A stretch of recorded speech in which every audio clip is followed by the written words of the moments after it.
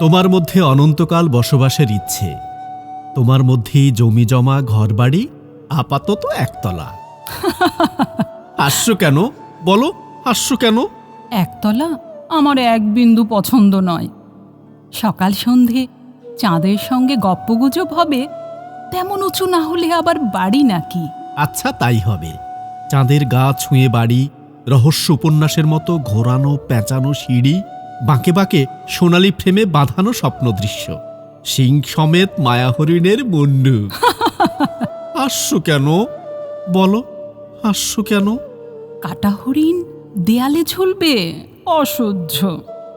হরিণ থাকবে বনে, বন থাকবে আমাদের খাট পালঙ্কের চারধারে।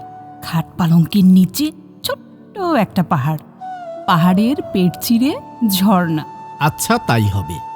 পাহাড় চিরে ঝর্ণা, ঝর্ণার উপরে কাশ্মীরি কার্পেট, সিলিংয়ে রাজস্থানী ঝাড় জলের ঝাঁঝারির মতো উপুড় করা, জানলার গায়ে মেঘ, মেঘের গায়ে ফুরফুরে আদ্যির পাঞ্জাবি, পাঞ্জাবির গায়ে লখনৌ চিকনের কাজ। হাস্য কেন বলো, বলো হাস্য কেন?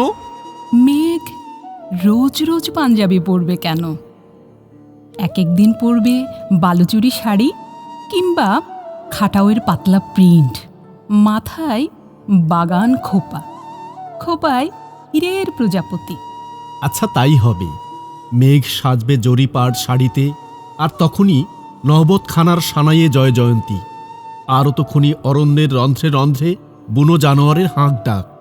খাদে ঝাঁপিয়ে পড়ার জন্যে জেগে উঠবে জলপ্রপাত, শিকারের জন্যে তীর ধনুক দামামা দুন্ধুবি।